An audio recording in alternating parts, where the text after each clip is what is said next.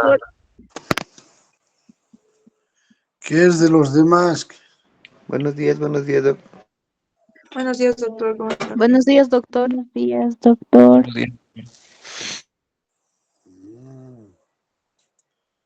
Y los demás están poquitos en clases, ¿no? Buen día. Bueno, hacemos con los que están en clases. ¿Cuántos están registrados en el sistema? ¿Cuántos son los que están en clases? A ver, ¿quién me va a dar la información? Buenos días, doctor. Buenos días, compañeros. Son 86 estudiantes presentes, doctor. Y apenas son 5 los que están en clases. ¿Qué es de los demás?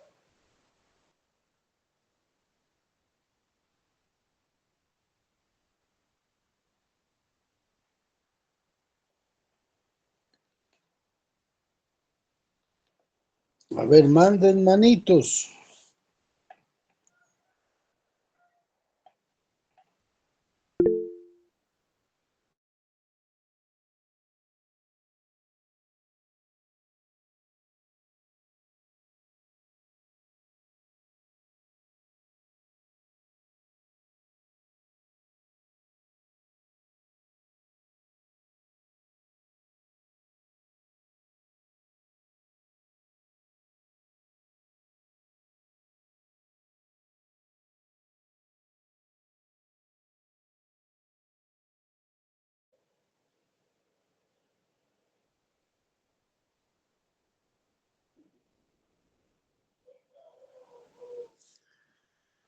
Bien, vamos ahora a continuar con el avance de materia.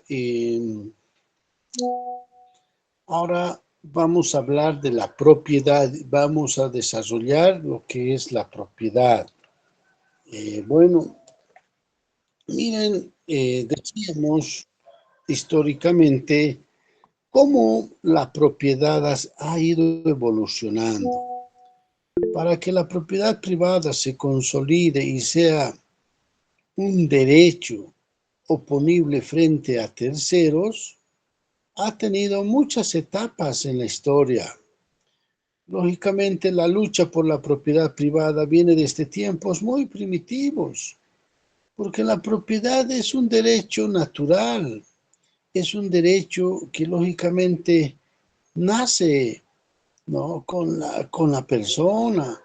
La propiedad es necesaria, es humana, pero sin embargo, desde los tiempos primitivos, como ya les habíamos mencionado casi en las primeras clases, que el hombre era nómada, recorría de un lugar a otro para sobrevivir, ¿no? Entonces buscaba sobrevivir y tenía que cobijarse en cuevas para protegerse de las inclemencias del tiempo, la lluvia, el sol, el frío, incluso de protegerse de los animales feroces. Se alimentaba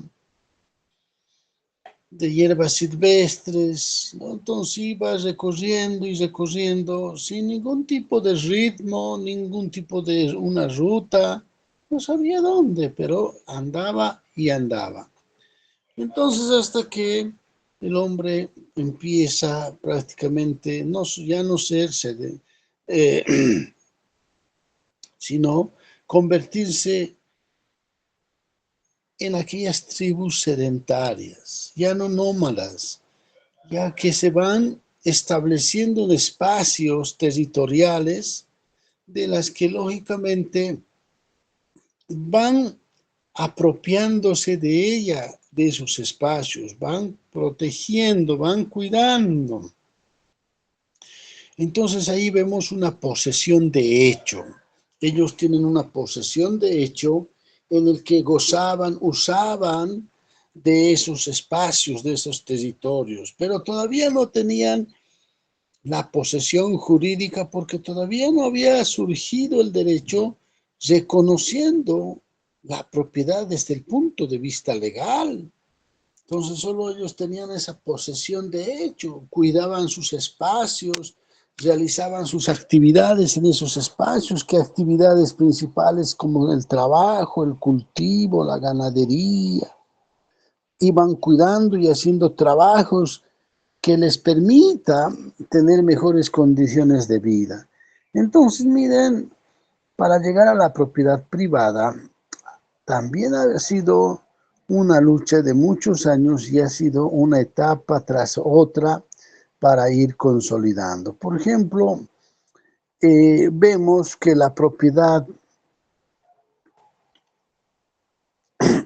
en Roma, la propiedad en Roma ya prácticamente se va consolidando, ¿no?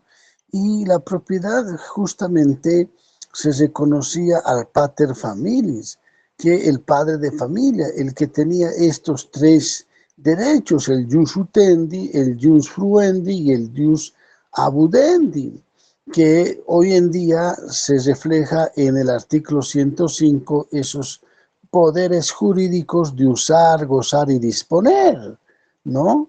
Entonces, miren, prácticamente en el derecho romano ya se va viendo esta posibilidad de consolidar, ¿sí? Pero, ¿por qué el derecho de propiedad se va consolidando? Justamente para evitar mayores enfrentamientos, mayores luchas y poder llegar a vivir en una vida armoniosa, pacífica, donde se pueda respetar la propiedad privada. Entonces surge ese contrato social en el que establecen normas, establecen reglas y sobre todo establecen el respetar sus espacios y sus límites, porque solo ese contrato hace posible que puedan las personas vivir en paz y en armonía. Mientras tú respetes mis límites y yo los tuyos, entonces vamos a poder vivir armoniosamente y pacíficamente. Pero si tú no respetas, yo tampoco respetaré y vamos a estar enfrentándonos permanentemente. Y miren, en esos enfrentamientos que tenían, estaban concentrados por muchos años cuidando de lo que creían que eran dueños. Entonces, miren, a través de este contrato social se va, digamos, consolidando la propiedad privada y el respeto de la propiedad privada. Y ahí vemos, miren, los países que van poniendo sus límites, que van poniendo sus fronteras y que van, ¿no?, respetando unos a otros. ¿Por qué? De lo contrario, todo aquel que invade una propiedad siempre va a defender lo suyo. Y eran algunos más fuertes que otros, y de tal manera que bajo esa fuerza también se expandían más, invadiendo territorios que no les pertenecían, ¿no? Y como es el resultado de las guerras que también Bolivia ha sostenido, donde ha perdido grandes extensiones de territorio.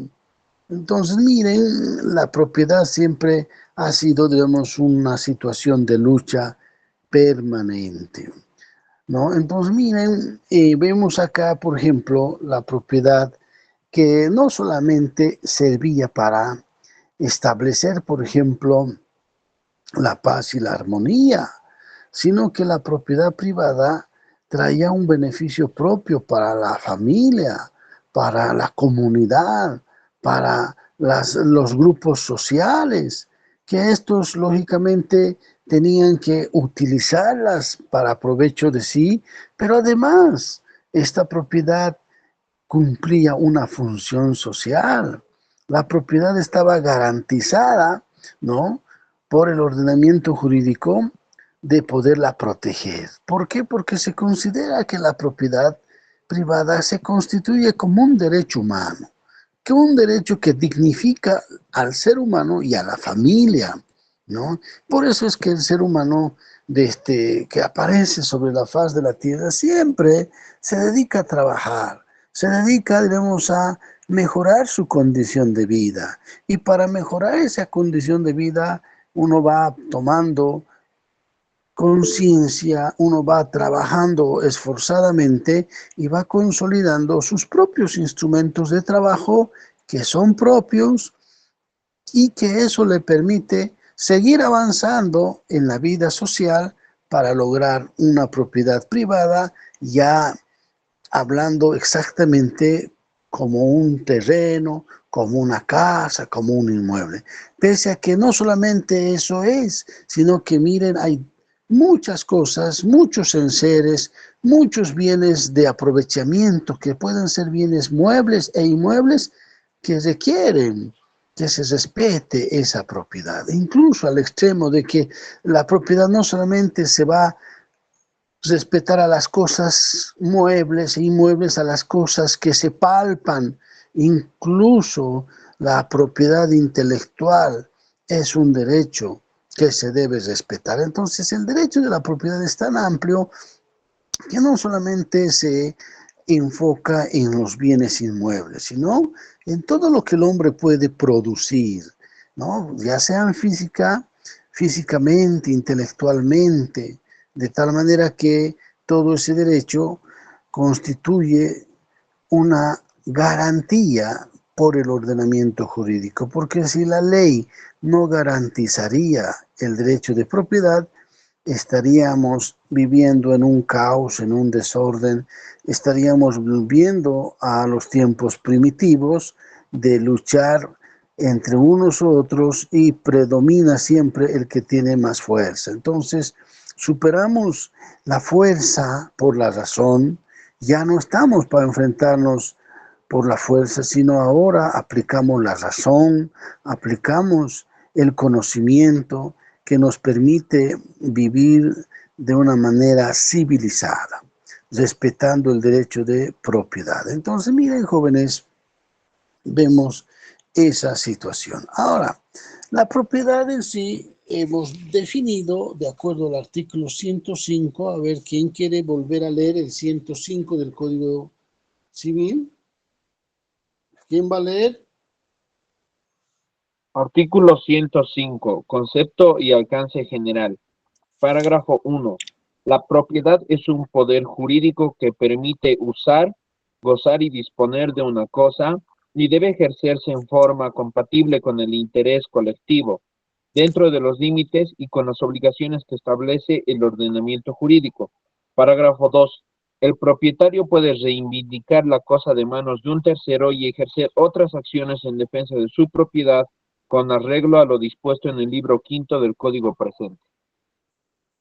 Entonces, miren, de aquí podemos extraer tres elementos esenciales, ¿sí?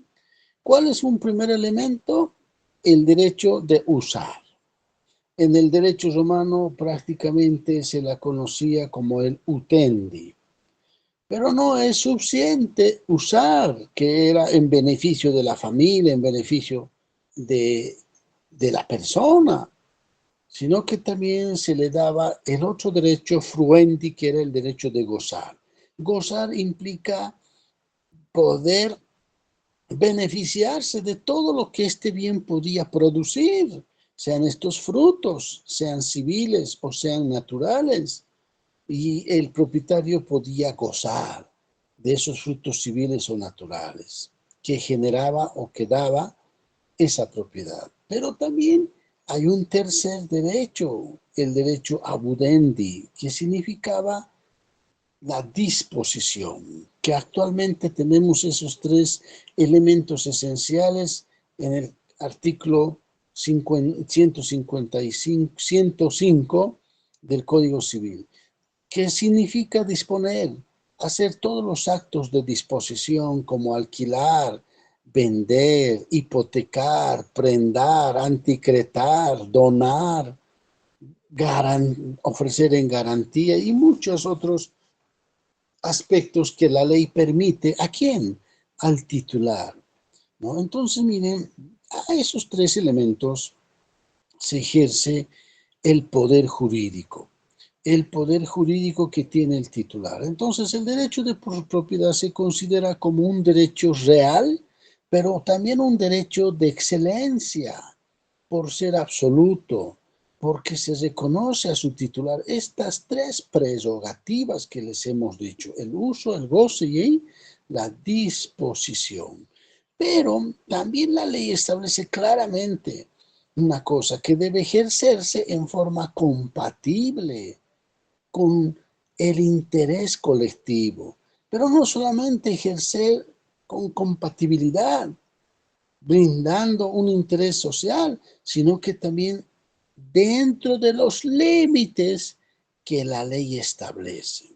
Entonces, miren, establece claramente la compatibilidad del interés colectivo. El hecho de que sea uno propietario implica que también uno debe respetar el derecho de los demás y que el ejercicio de esta propiedad no puede alterar ni puede generar caos, desorden en un interés colectivo. No porque uno sea el titular va a hacer y deshacer de la propiedad. Hay límites que la ley te establece. En ese sentido, vemos que la propiedad tiene una función. Esa función social implica ejercer el derecho de propiedad bajo intereses que, si bien van a satisfacer las necesidades de los individuos, pero también estas necesidades tienen que prolongarse a las necesidades colectivas. Un primer elemento. Otro elemento es que evidentemente cumple una función económica, porque la propiedad privada implica, digamos, la concentración de un capital adquirido por el trabajo de muchos años, que representa ahorros, sacrificios, que representa limitaciones que uno va haciendo.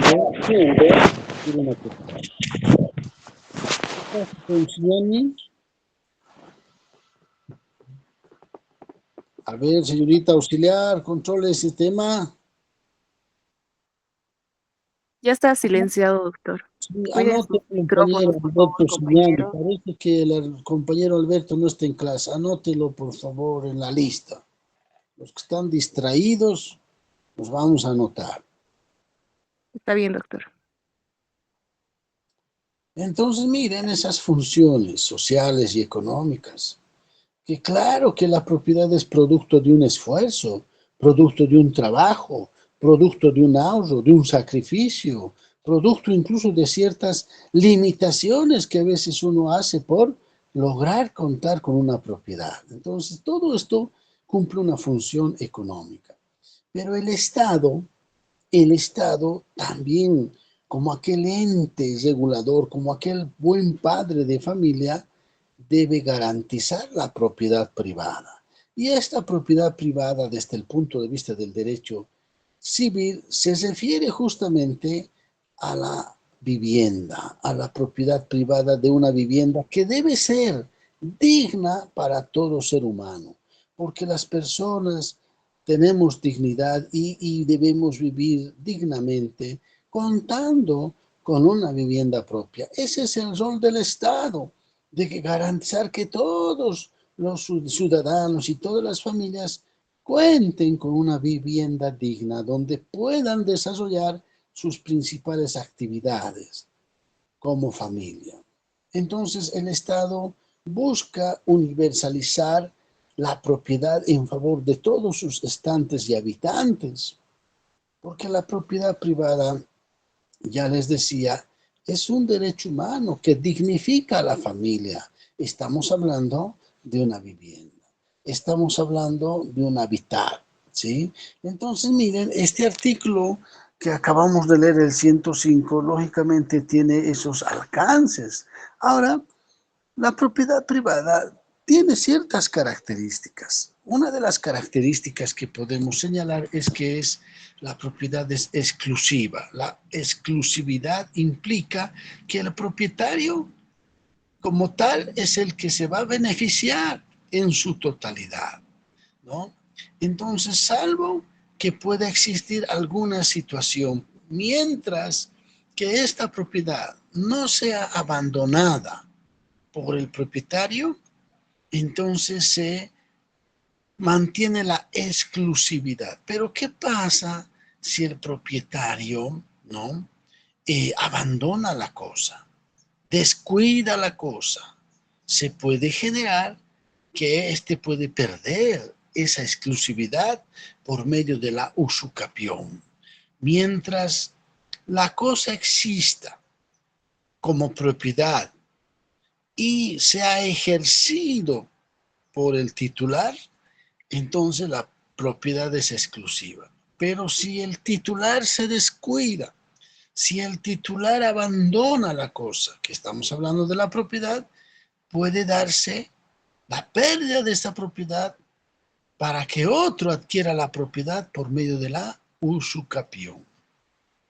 Ahora, la propiedad también será exclusiva cuando se trata de una propiedad individual, porque hay copropiedades, vale decir que la propiedad puede ser de 2 o 3 personas, hay copropiedad o propiedad horizontal, o también en la propiedad se puede dar un derecho, como hemos dicho, el derecho al usufructo, o como el derecho al uso, o como el derecho a la habitación. Vale decir que también puede delegarse el uso de terceros, y cuando se delega el uso de terceros, ya prácticamente la exclusividad no es total, sino es parcial. Entonces, miren, una de esas características. Otra de las características es la propiedad es perpetua. Consiste la propiedad, ¿no?, en la tenencia de la cosa mientras tanto subsista esta, la perpetuidad. Mientras la cosa exista, subsista, esté vigente, miren, se puede mantener la perpetuidad. Ahora, ¿qué pasa? Que cuando una persona pierde la posesión, como tenemos esta característica de la perpetuidad, entonces se puede pedir la reivindicación de quien la detenta, de quien la posee, porque tal vez éste ha perdido esa posesión. Entonces la ley te da ese recurso, ese derecho de recuperar de manos del detentador, del poseedor. Y la reivindicación es imprescriptible. Entonces, miren, uno puede lograr prácticamente la recuperación, mientras prácticamente opere la perpetuidad. Entonces, esta figura práctica es muy usual en la vida real. Cuando alguien pierde la posesión, tiene el derecho a la reivindicación. A ver, ¿quién quiere leer el artículo 1454?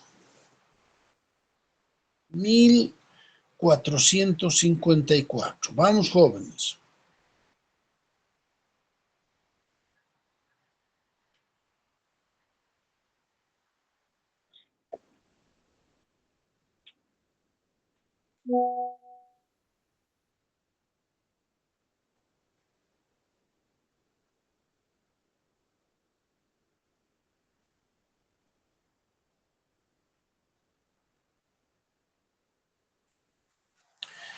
Entonces, miren, ahí hay una reserva que tiene todo propietario para mantener la perpetuidad de la propiedad. Pero miren, no solamente podemos entender a la propiedad como una perpetuidad, sino que también otra de las características es soberana, que implica que es inviolable. Nadie puede vulnerar el derecho a la propiedad. Es inviolable, salvo los casos que están previstos en la ley. Por ejemplo, cuando una propiedad puede ser, diremos, afectada para una utilidad pública, ¿no? Entonces, miren, la propiedad que uno tiene, algún momento podrá ser afectada, sí, cuando ésta sea de interés mayor, que será de interés público, de interés social. Y ahí vemos la figura que muchas veces la ley, digamos, usa para este tipo de casos, ¿no? En la Constitución Política del Estado la hemos también leído, que cuando una propiedad puede servir para un uso colectivo, se va a expropiar, ¿sí? La expropiación. Ahí es donde sí se va a poner ciertos límites al propietario, pero esa expropiación debe ser compensada, debe ser reconocida, pagada el valor, el precio de esa propiedad. En esos casos están previstos en la ley. Cuando se declara la necesidad, la utilidad de esa propiedad para interés público, entonces se la va a expropiar, previo cumplimiento de requisitos que la propia ley señala y establece. Entonces acá ni el Estado puede vulnerar una propiedad, ¿sí? Entonces, por eso es que decimos que es soberana. También la propiedad es absoluta. La propiedad es absoluta, ¿por qué? Porque es oponible frente a terceras personas, que significa que los terceros, los demás, deben respetar esa propiedad, deben respetar el derecho de propiedad que se tiene, porque ya les decía, el que no respeta implica una serie de consecuencias jurídicas. ¿Alguien está levantando la mano? ¿Quiere alguna pregunta, algún comentario? Sí, doctor, tengo Adelante. una pregunta. En el caso de la expropiación de parte del Estado eh, sobre una propiedad, ¿cómo se define el precio de esa propiedad? Bueno, el precio se va a basar justamente en la base imponible de los impuestos, aunque esos impuestos no reflejan el precio real. Entonces, allá será, diremos, motivo de negociación. Tampoco se va a poder, diremos, imponer el precio comercial, ni tampoco se va a poner el precio que es la base imponible, sino esto puede ser sujeto a una negociación que pueda ser equilibrada. Y se puede incluso recurrir a peritajes, si es que tiene construcciones, para tener una estimación de cuánto aproximadamente corresponde. Tampoco el Estado te va a imponer de acuerdo a la base imponible, porque se entiende, se sabe que esos precios no son pues los precios reales, ¿sí? Entonces es una situación intermedia, ¿no? Y eso se verá de acuerdo a qué construcciones tiene, ubicaciones, qué tipo de materiales, para eso está el peritaje. Pero generalmente no es en el precio comercial que uno pretendería vender. Siempre va a ser un precio menor a ese precio comercial, ni tampoco a la base imponible, que es un precio irrisorio frente a lo que es lo real, lo verídico de una propiedad. Bien, ahora vamos a ver, miren, que la propiedad, si bien te da facultades, como hemos dicho, ¿qué facultades nos da? Hemos dicho que es un poder jurídico, ¿verdad? Ese poder jurídico se permite que el propietario use, goce y disponga de la cosa. Es una primera facultad que ya le hemos hablado. Pero también miren, el poder jurídico también se establece en los límites de uso.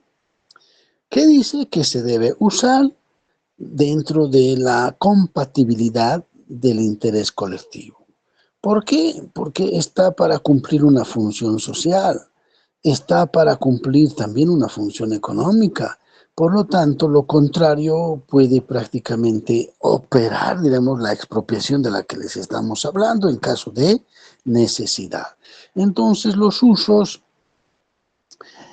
van a ser compatibles. Un ejemplo claro. Yo no puedo, digamos, en mi propiedad en plena ciudad, queremos establecer una criadera de chanchos, de cerdos, ¿no? Y que esos olores sean nauseabundos, que afecte a los demás copropietarios o vecinos o a la vecindad. Entonces, sí, yo tengo el derecho a usar, pero tengo límites. O no puedo poner al lado de un centro de salud una discoteca, donde voy a ahí generar la perturbación del centro de salud o a los propios vecinos. Entonces, esos límites de uso deben ser compatibles. no con el interés colectivo, porque la propiedad, si bien te reconoce ese derecho de uso y goce y de disfrute, ¿no? Y de disposición, también la ley te pone límites. ¿Por qué? Porque no solamente es reconocer tu propiedad, sino que también tiene su importancia de que vivamos en armonía, vivamos en paz. ¿Por qué si nosotros vamos a perturbar la tranquilidad, la paz de los vecinos? Lógicamente vamos a estar en conflictos, vamos a estar en enfrentamientos, en reclamos, en denuncias, y eso es lo que no se quiere. Por eso es que la propiedad tiene ciertos límites. Pero también miren, la propiedad, si bien te dan límites, también hay obligaciones que cumplir. Las obligaciones más comunes son, por ejemplo, para con el Estado, es pagar los impuestos. Pagar y cumplir con las normas técnicas y con las normas que establece el Código Civil. Por ejemplo, en el tema de de los pagos anuales que sirven para que estos impuestos sean invertidos para el servicio común. Tenemos educación, salud, carreteras. Entonces son obligaciones que no se pueden obviar, que no se pueden desconocer. Y el que no cumple, la ley también establece de que se podrá, digamos, girar notas de cargo para que aquellos inmuebles que no cumplen con los pagos de impuestos por un determinado tiempo, incluso pueden ser sometidos a una subasta pública. Entonces, miren, para no incurrir en estos riesgos, la población de manera natural va pagando estos impuestos. Y si no las paga de manera natural, voluntaria, entonces se aplica la coercitividad, ¿no? Existe ahí la fuerza que el Estado impone por medio de la ley, como por decir rematar, embargar tu propiedad. Y nadie quiere pues eso, ¿no? Entonces antes que esté pasando por esa situación, uno se va a sentir obligado a pagar. Ahora, la propiedad también tiene restricciones. Las restricciones al derecho de propiedad, por ejemplo, se basan en dos situaciones. Una, las restricciones legales. Número dos, las restricciones administrativas. A ver, ahora sí vamos un poco a abordar también el tema de la expropiación. Volvamos al 105. 105, ¿quién tiene? El artículo 105.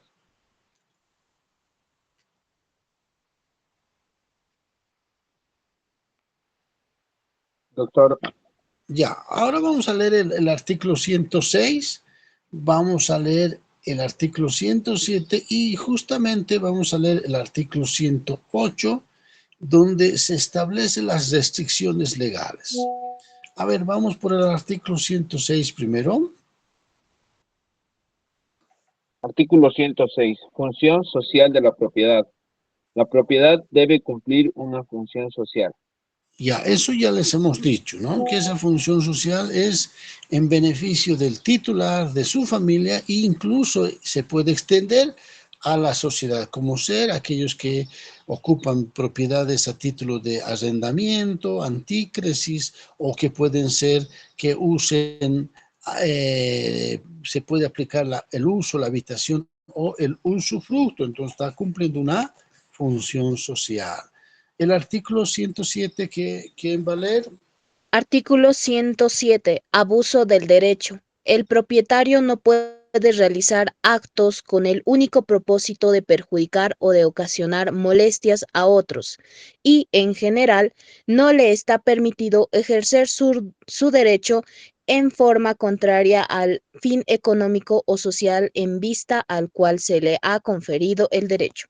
Entonces, miren, ahí están las facultades que uno tiene, que el uso con límites, ¿no? Ahí está la limitación que tiene todo propietario. No puede ser abuso de ese derecho. Sí, se reconoce su derecho propietario, pero no puede, a título de ser titular, querer, debemos perjudicar o ir en desmedro de los intereses de los vecinos, generando molestias, ocasionando perturbaciones de paz, ¿no? Perturbaciones incluso de relaciones sociales en las que los vecinos deberíamos tener, digamos, una relación cooperativa, ¿no? Colaboradora, coayuvadora de las mejoras que uno puede conseguir cuando los vecinos se ponen de acuerdo. Pero acá vemos las restricciones legales. Entre las restricciones legales, la que tenemos más fuerte es la expropiación. A ver, el artículo 108, vamos a pedir que... Artículo 108, expropiación. La expropiación solo procede con pago de una justa y previa indemnización en los casos siguientes. Escúchame, no se te escucha muy bien. Ahora sí, a ver, volvé a leer, Juan Diego.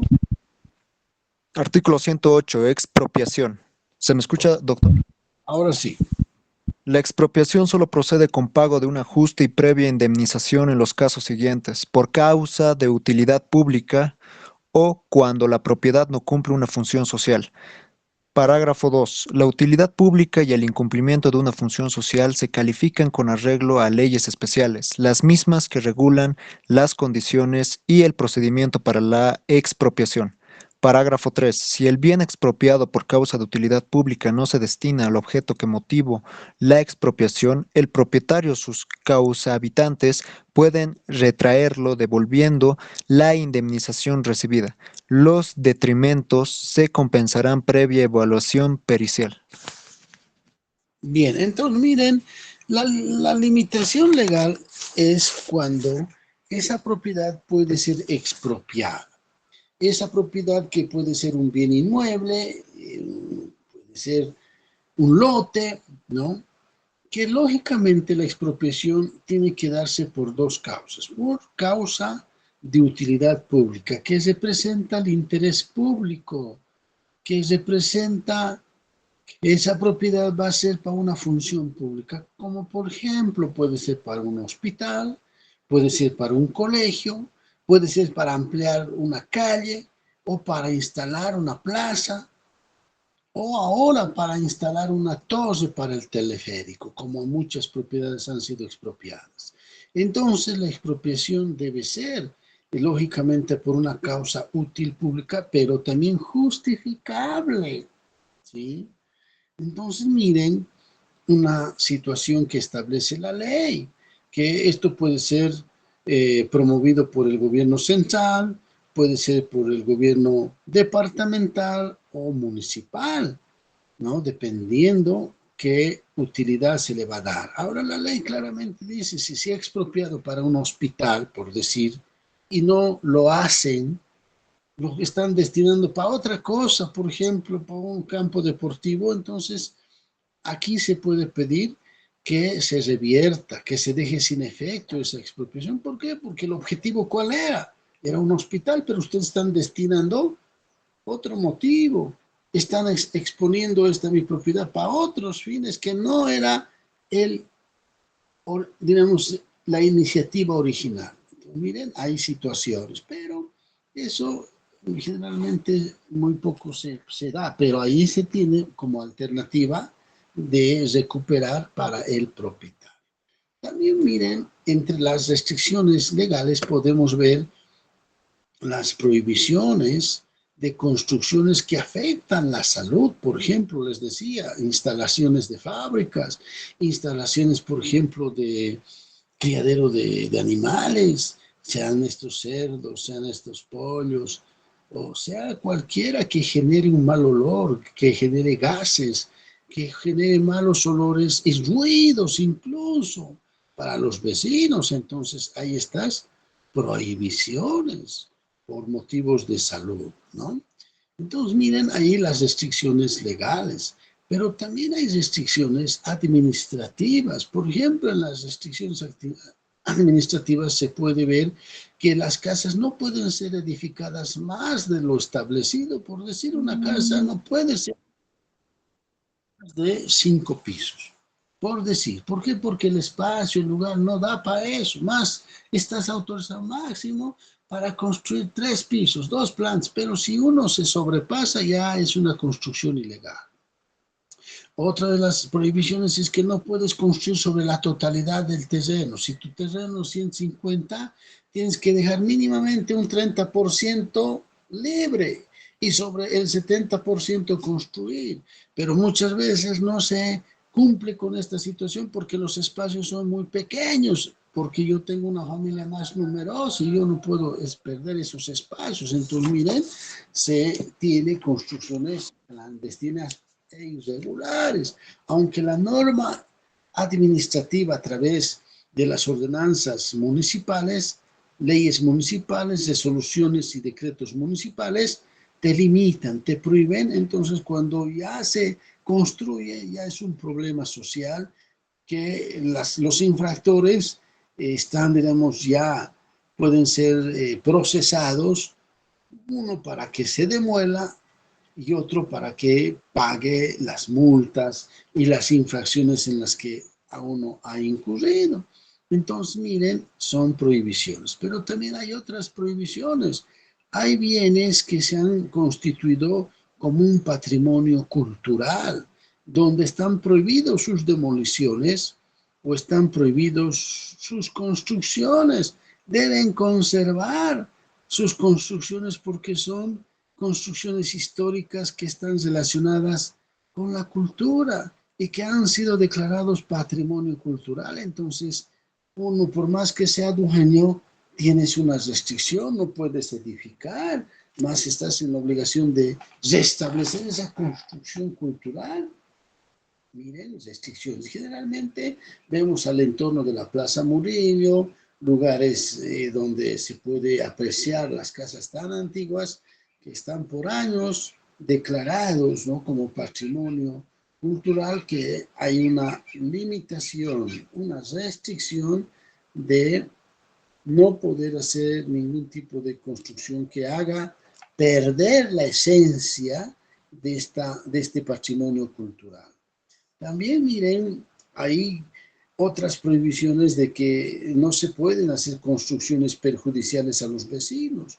Por ejemplo, no se puede hacer pozos, zanjas, hornos, chimeneas que puedan generar molestia a los vecinos, o que cuando tú construyas no puedes abrir ventanas hacia el vecino a menos de cumplir 3 metros de distancia, porque estarías invadiendo su privacidad. Entonces hay prohibiciones, hay restricciones administrativas que la ley establece. Y si uno ha abierto ventanas, te van a obligar a que cierres esas ventanas que están, diremos, invadiendo la privacidad del vecino. Entonces, miren, aspectos que se ven, no solo implica el ser propietario en el que puedas usar, diremos, discrecionalmente, tiene límites, tiene restricciones, tiene prohibiciones. Ahora, también en las restricciones podemos ver las restricciones civiles.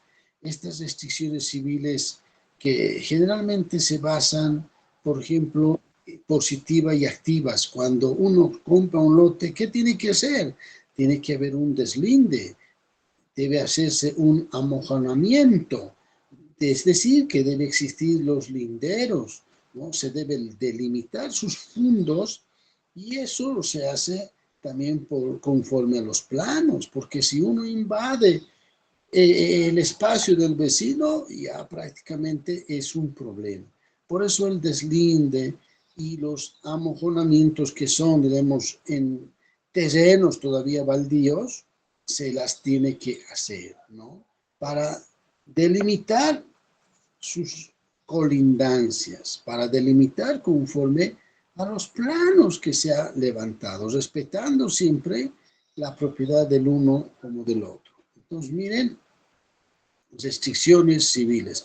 También en las restricciones civiles, cuando se habla de lotes, debe hacerse el cercamiento o cerco, ¿no?, levantando los muros sobre los límites de cada propiedad. Nadie puede usar tu muro de cerco, ¿no?, como protección para el otro propietario. Cada quien se debe construir sus propios cercos, sus propios muros de protección de límites cada propiedad. Entonces son restricciones. Yo no puedo usar tu muro como si fuese el mío, ¿no? Entonces, si tú has levantado, si bien ya no nos vemos, pero yo tengo la obligación de levantar mi propio muro, ¿sí? Entonces, vean, ahora también con relación a aspectos más específicos del régimen de agua, el propietario debe también, digamos, construir su propiedad y bueno, sus techos prácticamente deben ser pues adecuados para no generar en tiempo de lluvia molestias con el vecino, con esas aguas pluviales que puedan caer al fondo vecino, que puedan remojar la pared del vecino, o las vías públicas que generen molestia. Entonces, miren, regímenes de agua también hay restricciones civiles, no es nomás de construir y luego que tu construcción genere molestias a tu vecino, incluso al público en general. Entonces, miren, restricciones posibles. Y que son problemas constantes en tiempo de lluvia. Dicen, ah, me está entrando agua, está remojando mi pared, y te notifican y te dicen, ¿qué está pasando con usted? Y empiezas, tendrías que hacer inmediatamente la reparación, porque correrías el riesgo de causar un perjuicio y de reparar ese daño, y que tal vez incluso puede haber consecuencias que afecten a personas. Si hay un derrumbe, por ejemplo, por remojamiento de pared, y hay personas que están ahí, pueden ser afectadas. Entonces, miren, por motivos de seguridad, de paz, de tranquilidad, de armonía, se implementa estas restricciones. También el régimen de la vista, el régimen de las luces. Las construcciones no pueden abrirse ventanas, como les decía, hacia el vecino, ¿no? No puedo porque estoy invadiendo su privacidad. Sí será posible siempre y cuando cumpla con la superficie que dice la ley, 3 metros mínimamente de alejamiento. Pero no solamente debo cumplir con esa superficie, sino que también debo contar con planos técnicos aprobados por el municipio. Entonces, son restricciones que la ley establece, porque si no, de lo contrario, estaríamos constantemente en conflictos, ¿no? En conflictos. Entonces, miren, restricciones básicas. Ahora, también miren, hay, por ejemplo, en los casos, por ejemplo, de estas restricciones, también hay otras prohibiciones que la vamos a leer en el artículo 109. A ver, ¿quién quiere leer el artículo 109?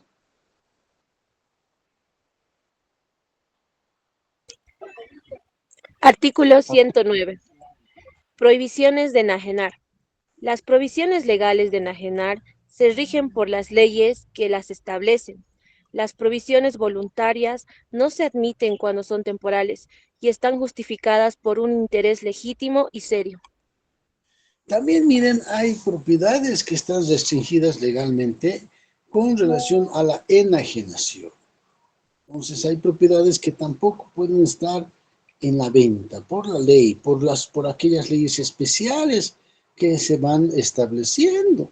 Pero miren, la propiedad, lógicamente, como bien les decía, ha pasado por muchas etapas de lucha, de darle el valor legal, ¿no? Pero también ha tenido no solamente una evolución en la historia, sino también ha tenido una evolución en el derecho constitucional.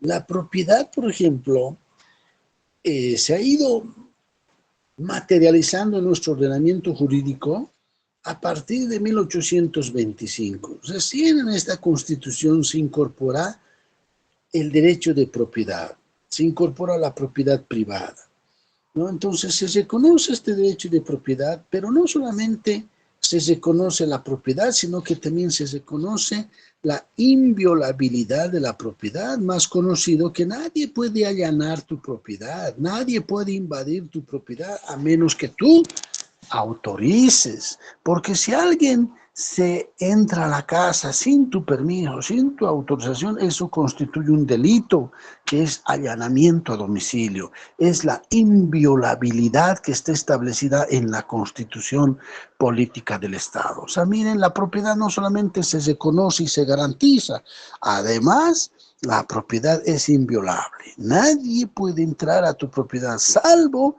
que exista una orden judicial por algún proceso en tu contra. Cuando hay un proceso, previo proceso, el juez puede disponer un allanamiento a domicilio, pero previa justificación, ¿no? Previa resolución, previo proceso, previas notificaciones que te han hecho y que tú no has comparecido. Entonces, en esos casos, como último recurso para hallarte, puede expedirse ese mandamiento de allanamiento para fines de detenerte. Pero si no existe esa orden judicial, nadie puede allanar, nadie puede invadir. Ya hemos dicho que la propiedad es inviolable. ¿Me entienden? Entonces, miren, acá, por ejemplo, vemos que el derecho constitucional también va dando cierta garantía al uso de la propiedad. Por eso es que no solamente es inviolable, sino que la propiedad está muy relacionado con los hechos y actos de las personas que realizan, que es la intimidad. Por ejemplo, tú te sientes tan tranquilo, tan cómodo, tan confiado en tu propiedad y nadie puede invadir pues esa tu intimidad, porque tu propiedad prácticamente es inviolable y ahí es el derecho donde hace que respeten por los terceros, por los vecinos, por terceras personas que no pueden invadir, que no pueden perturbar, porque es una propiedad privada, pero además donde tú estás ejerciendo tus principales actividades con la familia, donde estás ejerciendo tus otros derechos como la intimidad, ¿no? Tú tienes tu espacio, tu intimidad, tú tienes tu espacio de recreación con la familia, tú tienes tu espacio de goce, de disfrute con tu familia. Entonces esos aspectos y esos espacios no pueden ser perturbados por ninguna persona. Por eso es que la propiedad se debe respetar, por eso es que la propiedad se debe considerar como un asilo, como un lugar sagrado, como un lugar donde realmente la gente reposa y se debe respetar. Entonces, la propiedad tiene estos alcances de inviolabilidad, mientras cumpla una función social. Miren ustedes que es tan importante la función social. ¿Están en clases? ¿Me están escuchando? Pues que no están en clases, ustedes jóvenes, solito me estoy hablando aquí. Sí. Sí, Así doctor. que... ¿Ah? Sí, doctor, estamos aquí. Sí, doctor. Doctor, buen día. Bien. Doctor, perdón, más bien una consulta. Adelante. Doctor, en caso de que mi vecino, digamos, por ejemplo, lo que dijo usted, hay límites que tiene esta propiedad, entonces saca su ventana, ¿qué procede? Bueno, pues si saca su ventana, como les he dicho, procede que tú lo denuncies ante la alcaldía para que la alcaldía haga su breve inspección y disponga el cierre de esa ventana, ¿no? Entonces, eso es lo que tienes que hacer, a menos que tú quieras ir por la vía pacífica y decir, bueno, señor vecino, no, con todo el respeto que él se merece, pedirle que cierre su ventana porque está vulnerando, está afectando mi intimidad, mi privacidad y todo. Si él no escucha ese pedido verbal amigable, entonces recién ir a la vía administrativa, es decir, al gobierno municipal que corresponda para tramitar una citación para que ahí ellos le conminen y le den un plazo para que cierre su ventana. Eso es lo que hay que hacer cuando alguien se siente afectado por un derecho abusivo, ¿no? Que se está ejerciendo. ¿Entiende? Está bien, doctor, muchas gracias. Doctor, en cuanto a esto del límite de los 3 metros, si bien se respeta, pero cuando son edificaciones altas, como por ejemplo edificios, pues desde arriba vulneran nomás la intimidad de los vecinos de abajo. Ese es mi comentario. Claro, es verdad, ¿no? Desde arriba también se ve nomás, aunque tengas los 3 metros, ¿no? Y bueno, son normas que se cumplen, pues dicen acá 3 metros yo he cumplido y ahora si el espacio me permite construir 5, 10, 15 pisos, entonces lo hago porque estoy haciendo en base a planos. Evidentemente se vulnera, pero también se tiene la esperanza que algún rato el vecino también va a elevar. Tenemos de 3, 4, 5 pisos donde ahí se va, diremos, perder esa vulneración, ¿no? Entonces, miren, bajo esa lógica, bajo ese razonamiento, también autorizan las edificaciones de pisos elevados, ¿no? Que se ve por una necesidad social también, ¿no? Porque acá la sociedad requiere de mayor vivienda, entonces se ve esas posibilidades. Por eso, mínimamente se exige a cumplir esos 3 metros, que por lo menos desde tan arriba no va a ser tan visible lo que uno puede hacer de lado a lado, ¿no? Entonces sí, evidentemente hay esa privacidad, incluso hacen caer cosas y tantas molestias que se pueden dar, pero para eso está también las solicitudes amigables de decir que por favor no vulneren, ¿no? Esas privacidades, que no generen molestias haciendo caer cosas o permanentemente que sus miradas estén fijas en la propiedad. Hay los mecanismos amigables y administrativas que se puede hacer conocer para evitar este tipo de abusos. Bien, ¿algo Doctor, más? Sí, alguien más puede comentar. disculpe, doctor. Cuando hablamos de propiedad, ¿simplemente hablamos de forma individual o también de forma colectiva? Por ejemplo, usted sabe que hay comunidades indígenas, en este caso al norte de La Paz también, y dentro de ellos se encuentran, ¿no? Propiedades que han sido abandonadas durante mucho tiempo, ¿verdad? 20 años o 25 años, en la cual las comunidades intentan respetar o si no hacer conocer que ya no tienen esa función social. Entonces, en ese sentido, doctor, un pequeño. Bien, ¿me escuchan? Hola. Sí, Sí, doctor. doctor, se lo escucha.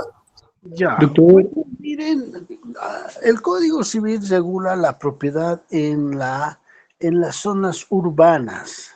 Las propiedades rurales, comunidades y demás, regula la ley IMSA. La ley IMSA tiene sus propias atribuciones, sus propias características del tipo de propiedades, la propiedad mediana, la propiedad pequeña, ¿no? Las propiedades que se reconocen, las propiedades colectivas, ¿no? Que se requieren en los lugares urbanos, son, diremos, en base a sus usos y costumbres, la propiedad, el solar campesino, por ejemplo, la pequeña propiedad, la mediana propiedad, o sea, son límites. ¿Cuánto significa un solar campesino? En 5 hectáreas, por decir, pequeña propiedad, ya, por decir 50 hectáreas, así sucesivamente.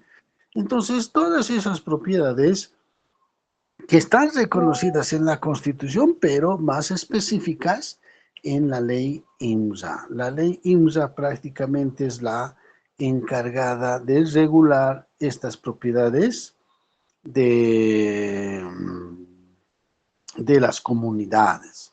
Entonces, miren, lo que nosotros estamos abarcando es la propiedad de los espacios urbanos y que claro que en nuestro sistema se reconoce la propiedad no solamente individual, sino la copropiedad, ¿no? Que uno no solamente puede ser propietario, sino puede haber copropietarios. Eso vamos a hablar cuando toquemos el tema de la copropiedad y la propiedad horizontal.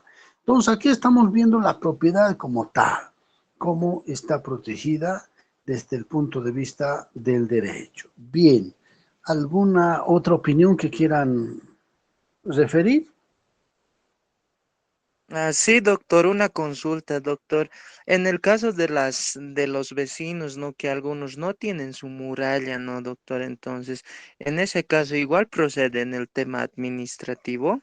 Claro, siempre como ustedes, futuros abogados, siempre tenemos que ir por la vía de la conciliación como primera instancia, con una cartita amable, respetuosa, pidiéndole.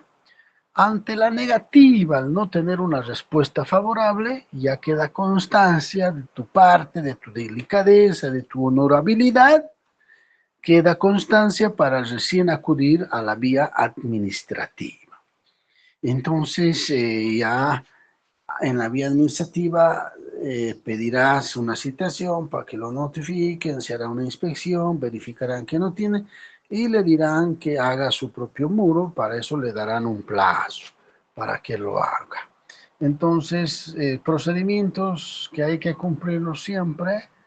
Mi recomendación es ir por la vía siempre conciliatoria pacífica, para que esa relación de vecinos no se malogre y se viva como enemigos, como perro y gato que ni siquiera se contestan el saludo, que todo el tiempo andan mirándose, buscando, diremos, venganza, buscando hacerse daño. Así uno no puede vivir, así uno no puede vivir, ¿no ve? Entonces, chicos, siempre orientar a la clientela, siempre por la vía de la paz, para que ellos entiendan. Sí, tienes razón, doctor, porque imagínate si vamos directamente a una denuncia con fuerza, alevosía, el otro va a reaccionar y también basta que haya esa reacción, ya se va a constituir en una enemistad, ¿sí?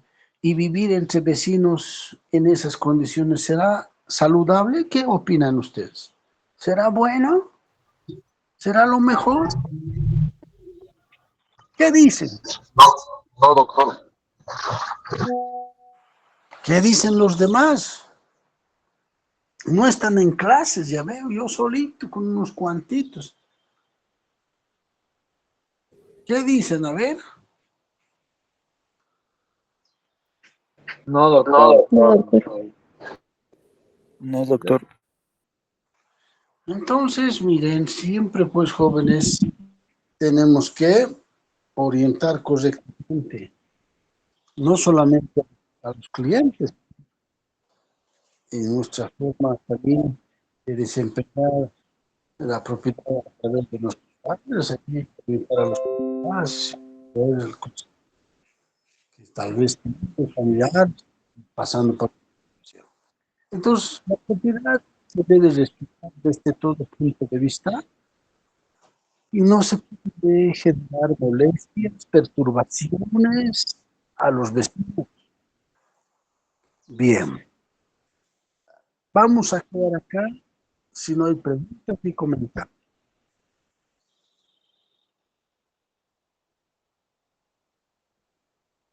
¿Me han escuchado? Sí, doctor. Ya, quedamos aquí, jóvenes. Quedamos aquí. Hasta luego. Hasta mañana, doctor. Chao, doctor. Hasta luego. Hasta luego, doctor. Hasta luego.